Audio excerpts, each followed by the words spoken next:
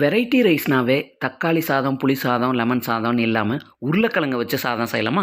வாங்க. இப்போ ஒரு கடாயில கொஞ்சமா ஆயில் எடுத்துட்டு 1 டீஸ்பூன் கடுகு உளுந்து, 2 டீஸ்பூன் கடலைப்பருப்பு, 3 பெரிய வெங்காயம், கொஞ்சமா கருவேப்பிலை. வெங்காயம் பாதி வதங்கினதுக்கு அப்புறமா 3 பெரிய சைஸ் தக்காளி, கொஞ்சமா உப்பு. தக்காளி நல்லா சாஃப்ட்டா வெந்து வரட்டும். தக்காளி வெந்ததுக்கு அப்புறமா ஒரு 8 பல்லு பூண்டை தட்டி இதோட சேர்த்துக்கலாம். பாருங்க 400 கிராம் உருளைக்கிழங்க நான் தோல் சீவிட்டு இந்த மாதிரி சின்ன சின்னதாக கட் பண்ணி எடுத்து வச்சுக்க. அதை சேர்த்துட்டு ஒரு 1/4 டீஸ்பூன் மஞ்சள் தூள் நல்லா மிக்ஸ் பண்ணி விட்டுறலாம். இப்போ 1 டீஸ்பூன் மிளகாத்தூள், 1.5 டீஸ்பூன் சாம்பார் தூள், இது கூட 1/2 டீஸ்பூன் மல்லித்தூள், இது எல்லாத்தையும் நல்லா மிக்ஸ் பண்ணிவிட்டு ஒரு 1/4 கப்பு தண்ணி சேர்த்துட்டு இது எல்லாத்தையும் கலந்து விட்டு மூடி உருளைக்கிழங்கு நல்லா வெந்து தண்ணி எல்லாம் வற்றி எண்ணெய் பிரிஞ்சு வந்துடணும். இந்த அளவுக்கு தண்ணி இல்லாமல் இருக்கணும். இப்போ நல்லா வேக வச்சு வடித்து ஆற வச்ச சாதத்தை இதோட சேர்த்து நல்லா மிக்ஸ் பண்ணி விட்டுட்டு மூடி ஒரு 3 நிமிஷம் சிம்மில் வச்சுட்டு ஸ்டவ் ஆஃப் பண்ணிடுங்க. எப்போ போல் வெரைட்டி ரைஸ் செய்யாமல் இந்த மாதிரி லஞ்ச் பாக்ஸுக்கு ஒரு சூப்பரான உருளைக்கிழங்கு சாதம் ரெடி ஆயிடுச்சு. இது கூட அப்பளம் வச்சு சாப்பிட்டு பாருங்கள், சூப்பராக இருக்கும். வீடியோ பிடிச்சிருந்தா லைக் பண்ணி சப்ஸ்கிரைப் பண்ணி